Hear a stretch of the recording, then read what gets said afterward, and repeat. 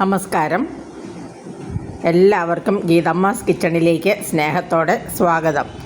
അപ്പോൾ ഇന്ന് ഉണ്ടാക്കാൻ പോകുന്ന എന്താണെന്നല്ലേ, ഇന്നെനിക്ക് കുറച്ച് വരാൽ മീൻ കിട്ടി. ഈ സ്നേക്ക് ഹെഡ് ഫിഷ് എന്ന് പറയുന്ന വരാൽ. അപ്പോൾ അതൊന്ന് വൃത്തിയാക്കി 1.5 കിലോ വരാൽ കിട്ടിയതാണ്.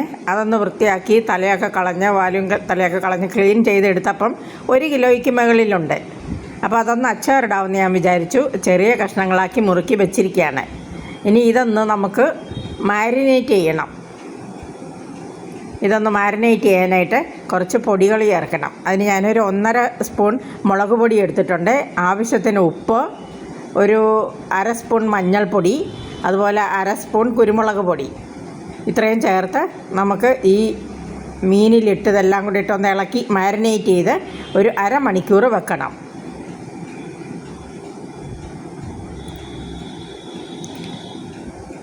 അപ്പോൾ 1/2 മണിക്കൂർ കഴിഞ്ഞ് ഇതെടുത്ത് നമുക്ക് വറക്കാനുള്ളതാണ്. അപ്പോൾ അത് നമുക്ക് ഇളക്കിയൊരു 1/2 മണിക്കൂർ വയ്ക്കാം. അപ്പോൾ 1/2 മണിക്കൂറായി. മീനിൽ ഉപ്പും പുളിയൊക്കെ പിടിച്ചിട്ടുണ്ട്. അപ്പോൾ ഇനി നമുക്കിത് എണ്ണയിലിട്ട് പൊരിച്ചെടുക്കാം. അതിന് ഞാനൊരു പാൻ വെച്ച് ഞാനിവിടെ ഒഴിച്ചിരിക്കുന്നത് സൺഫ്ലവർ ഓയിലാണ്. അപ്പോൾ ആ സൺഫ്ലവർ ഓയിൽ നല്ലവണ്ണം ചൂടാകട്ടെ. ചൂടാകുമ്പോൾ ഇത് നമുക്ക് കുറേശ്ശെ ഇട്ട് വറുത്ത് കോരി എടുക്കാം.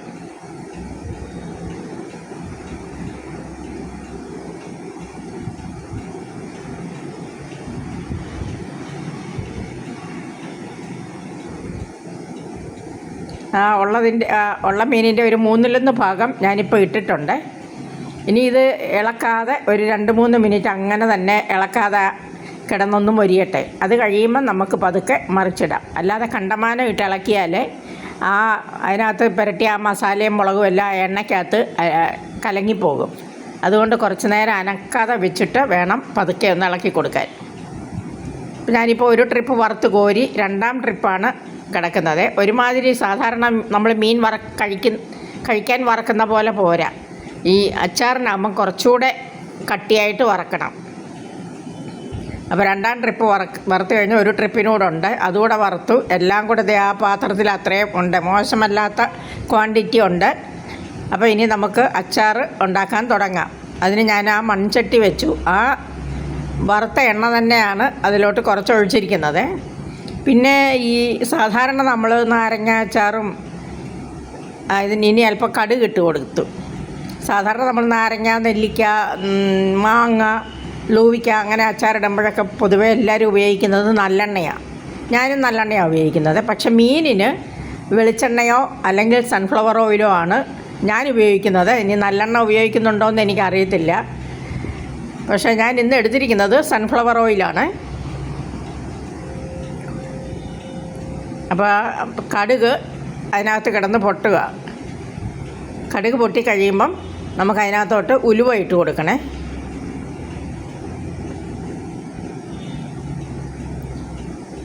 പിന്നെ എൻ്റെ ചാനൽ കണ്ടുകൊണ്ടിരിക്കുന്ന എല്ലാവരും ഒന്ന് സബ്സ്ക്രൈബ് ചെയ്യുക.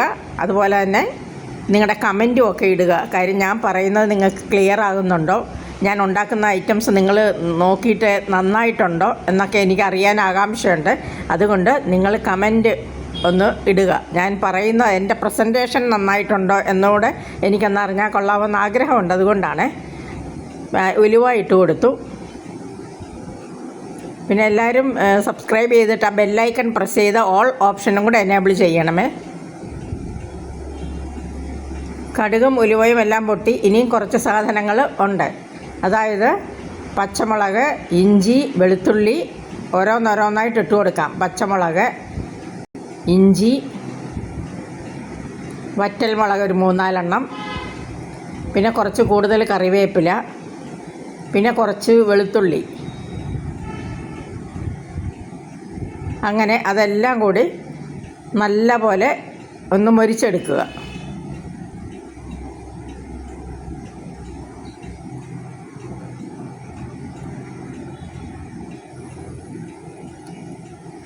അത് മൊരിച്ച് കഴിയുമ്പോൾ ഇനി കുറച്ച് പൊടികൾ ചേർക്കണം. ഒരു 1.5 സ്പൂൺ മുളക് പൊടി, ആവശ്യത്തിന് ഉപ്പ് കുറച്ച് മീനിൽ വറുക്കാൻ നേരം ചേർത്തിട്ടുണ്ട്. അത് അഡ്ജസ്റ്റ് ചെയ്ത് ഗ്രേവിക്കുള്ളത് മാത്രം ഇട്ടാൽ മതി.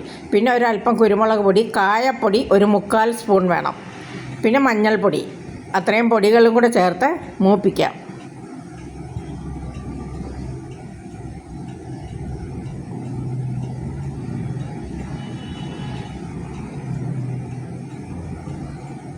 ഇത് മൂത്തിട്ടുണ്ട്. അപ്പോൾ ഇനി നമുക്ക് ഈ പൊടികൾ ഇട്ട് കൊടുക്കാം.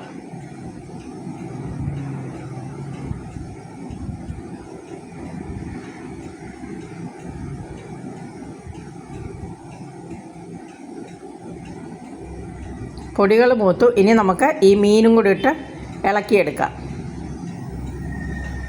ഇപ്പം മീനച്ചാറിൻ്റെ ഏകദേശം റെഡിയായി.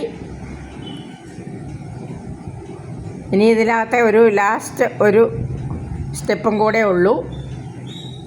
അതായത് കുറച്ച് വിനീഗർ, ലാസ്റ്റ് സ്റ്റെപ്പാണ് വിനീഗർ ഒഴിക്കുന്നത്.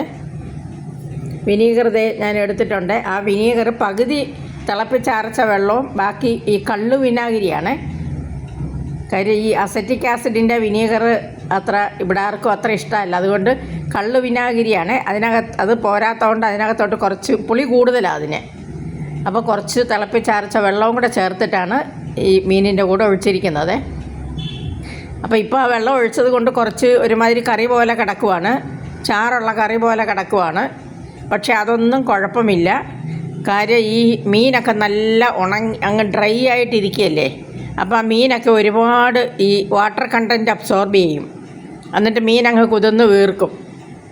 പിന്നെ ആ മൺചട്ടിയിൽ കൂടെ ആയതുകൊണ്ട് അതും അങ്ങനെയും കുറേ ജലാംശം വലിച്ചെടുക്കും.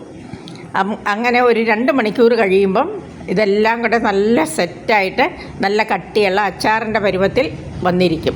ഗ്രേവി ഒന്നും ഇല്ലാതെ ആവശ്യത്തിന് പെരണ്ട് അങ്ങനെ ഇരിക്കും. അപ്പം എൻ്റെ വീഡിയോ കണ്ടുകൊണ്ടിരുന്ന എല്ലാവർക്കും ഇഷ്ടപ്പെട്ടെന്ന് വിശ്വസിക്കുന്നു. എല്ലാവരും കമൻ്റൊക്കെ ഇടുക. അപ്പോൾ അടുത്ത വീഡിയോയിൽ കാണാം. Thank you.